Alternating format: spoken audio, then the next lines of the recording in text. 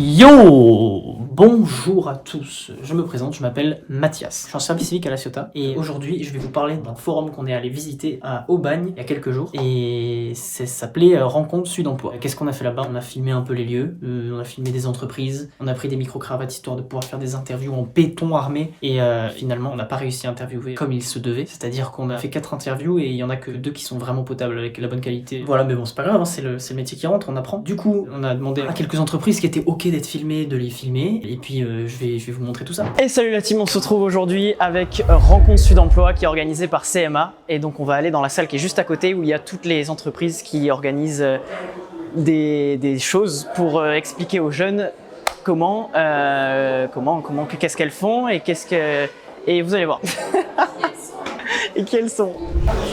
Alors on va faire un petit tour de toutes les entreprises.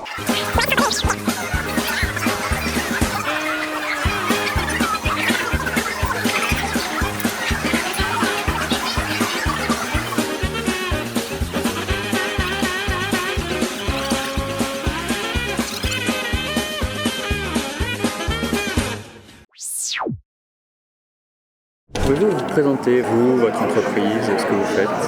Alors Serge Bruna, donc je suis le président de la savonnerie marseillaise de la Licorne. Dans les grandes lignes, je m'appelle Antonio, je suis un entrepreneur, j'ai 2 restaurants, bientôt 3. On fabrique une gamme de savons traditionnels et on développe aussi des savons un peu plus, je dirais, originaux, qui sont destinés aux cadeaux. On est une petite trentaine qui a l'ambition de développer un petit groupe de restaurants tout en ayant des engagements sur notre écosystème de restauration, d'RSE, d'environnement et des salariés.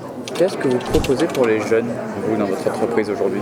Alors on a une équipe jeune, permanente, qui vient faire des stages. On travaille avec toutes les écoles de chimie pour la fabrication de Marseille, donc ils vont faire leurs stages souvent de fin d'année. C'est aussi une méthode entre guillemets de recrutement, puisque la plupart de nos collaborateurs sont issus lors d'un stage assez long.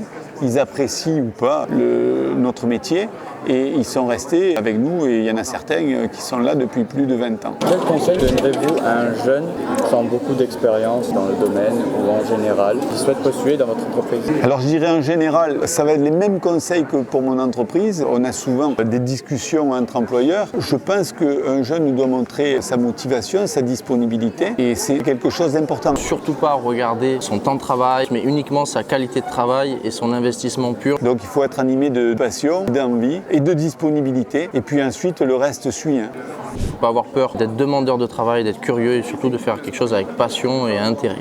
Que recherchez-vous dans un CV ou dans un entretien de la part d'un jeune?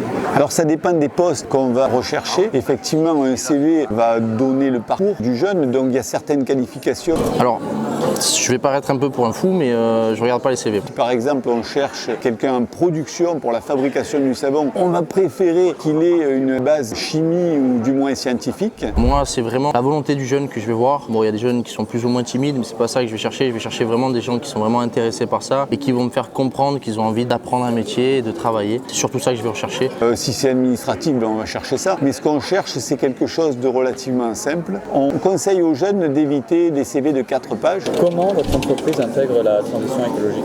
On a une entreprise qui était peut-être précurseur puisqu'on s'est battu pendant des décennies pour éviter de suremballer le savon. La gestion des déchets et c'est aussi une sensibilisation au circuit court, à tout ça et aussi au fait qu'on ait un potager sur place. Tous les savons non utilisés peuvent être recyclés, refondus dans le chaudron. Les cartons sont recyclés pour l'expédition des commandes. On tend vers le 0 déchet.